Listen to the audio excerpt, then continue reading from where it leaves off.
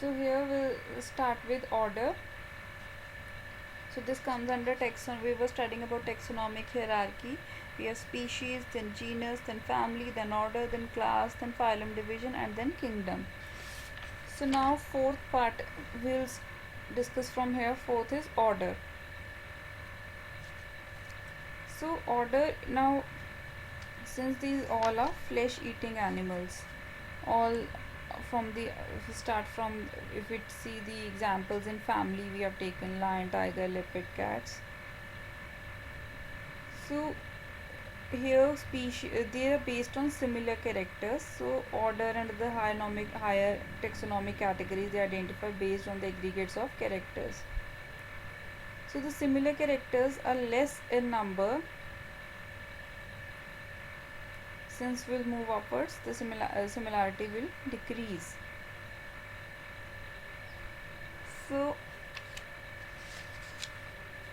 in case of order now, we have a few similarities. Okay, now I'm using the word few. Few means like very less. So similarities: flesh eating animals, carnivora. Then coming to third, that is class. So if I see all this lion, tiger, leopard, cats, and if now here I'll add mammals also. So these all come under the category of class because they give birth to young ones, like a newborn baby, or you can say a new organism. They will not lay eggs.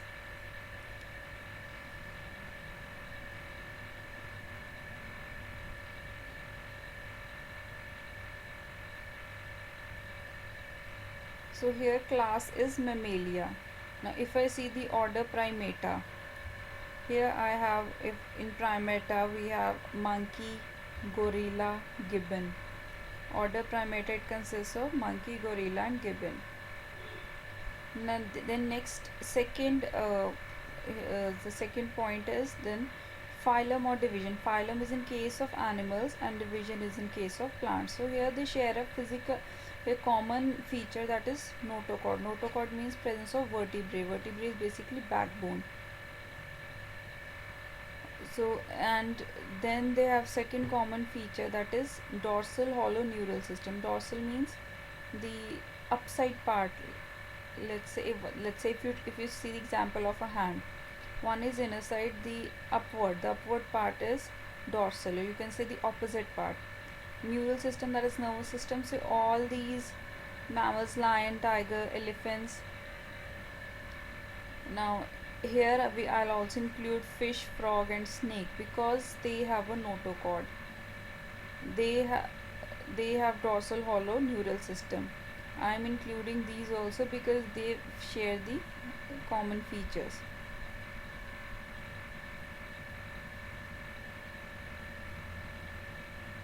So this constitutes the phylum. And in case of plants, classes with a few similar characters are assigned to a higher category called division. In case of plants, let's say take the example of rose and sweet potato. Okay, so this come under the same division, that is magnolia phyto.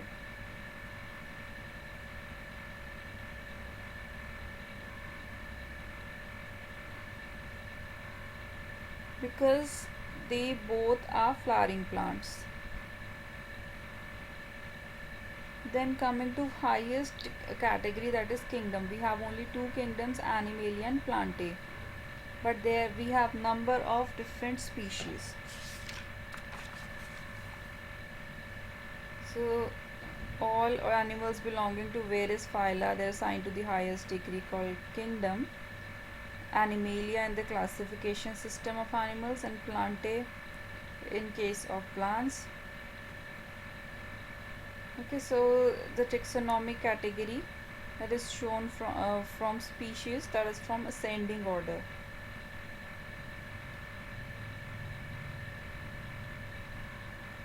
Then we have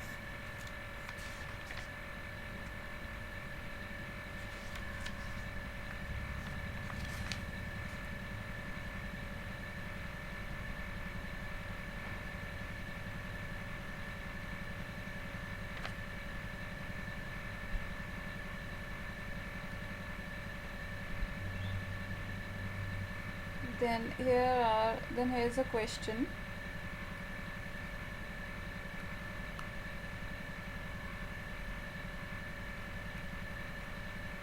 Why are living organisms classified?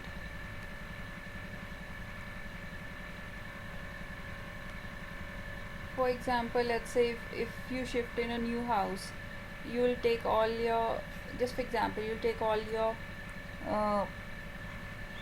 all your clothing, all your kitchen stuff, all your belongings, right, to a new house, and you'll keep it there in a, let's say you'll keep there in a haphazard way. What will happen? Will you be able to recognize? No. So if you will keep them in a proper way, in kitchen you will keep the utensils, okay, kitchen utensils should be kept at the proper place, then bathroom things should be kept at a proper place, stationary items will be placed at one side. So this is basically what classification, grouping. So why, similarly, if I talk about living organisms, why are living organisms classified? So the answer is so that to avoid, because see there are a number of living organisms, so to avoid the confusion we need to classify the living organisms. To avoid confusion we need to identify correctly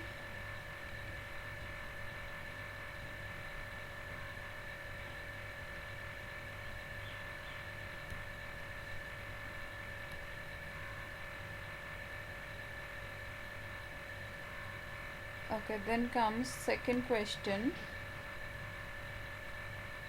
Why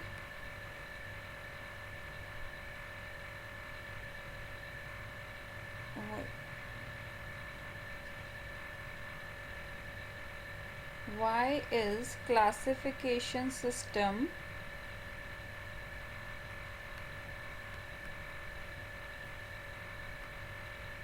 changing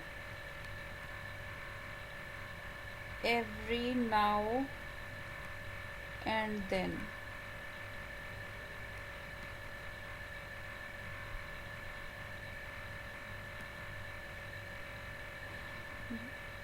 Because what's the classification system is changing every now and then, because in earlier times, or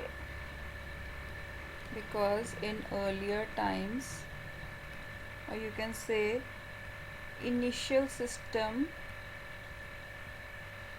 of naming was based on habit and habitat of organisms. Habitat means like in which environmental conditions they live, whether it's cold mountains, whether it's hot outside summer, whether it's winters or summers, cold mountains, desert. These are basically habitats.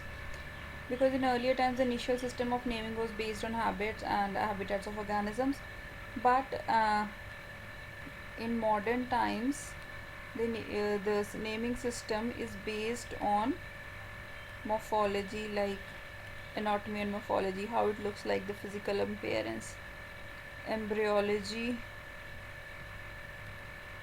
and biochemical techniques. Okay, these were two questions from this chapter. Rest we'll discuss later. Okay, thank you.